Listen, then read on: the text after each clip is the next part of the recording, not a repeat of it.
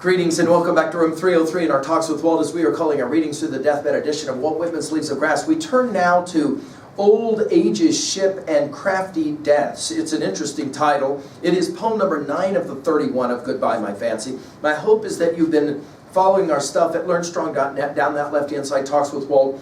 And you've been with us from the very beginning. I'm hopeful up through and including a set of introductory comments for Fancy itself, and then we just finished within today that classic poem. Now, our Nortons will give us this information for Old Age's Ship and Crafty Deaths. It was first published in Century Magazine, February of 1890.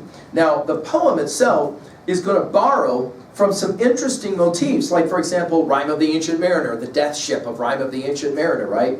You'll remember old age as a phrase from Song of Myself 45. You'll remember crafty from There Was a Child That Went Forth, right? From east and west, notice not capitalized, across the horizon's edge.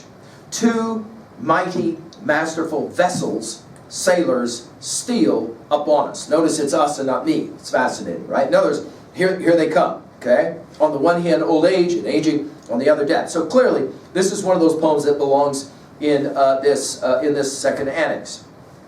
But we'll make a race a time upon the seas. In other words, old age is kind of trying to outdistance the ship of death that's coming, right? Notice it's crafty, death. And then there's a dash. A battle contest, taking us, of course, back to drum taps. Yeah, notice the exclamation points. We'll have 4 of them. Bear lively there. It's almost like he's the captain, shouting, shouting on the deck. Hey, bear lively. In other words, we got to keep going. Let's go, let's go. And then in parenthetics, our joys of strife and daring do. Notice daring do hyphenated. Only time this gets used in Leaves of Grass. Daring do to the last. In other words, let's go, let's go. The energy. Notice another exclamation point. Put on the old ship, all her power today. Another exclamation point. Crowd, top sail, top gallant, and royal studding sails. Okay, so we've got some maritime language here.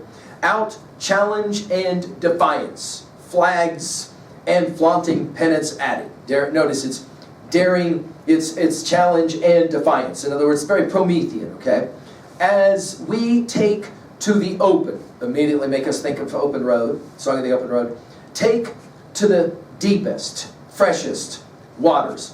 You'll remember this as he talked about it in Song of Myself 46, when he says, I will you be a bold swimmer, to go out into the midst of the sea. Here we're going as well. Notice it's the freest waters. This will also take us back to a march in the ranks hard pressed for this use of deepest as well. Now, what's going on here? Well, I think he's borrowing heavily from the ancient motif of Odysseus and the sailor, and he's saying that old age and death are always something that are going to be combatants, but they don't have to be. We don't have to be afraid. We don't have to be afraid. We can stand in the face of the ship of crafty death, and we can say, not quite yet. There's still some more sailing to be done.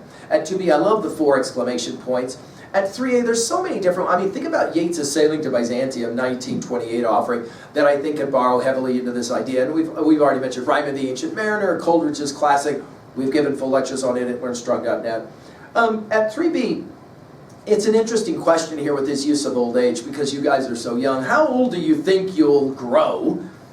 And when you get there, as the great Dylan Thomas's poem, "Do not go gentle into that good night," to what degree are you going to kind of keep trying to outsail the ship of crafty death? I hope that Leaves of Grass will help that happen for you. Thank you.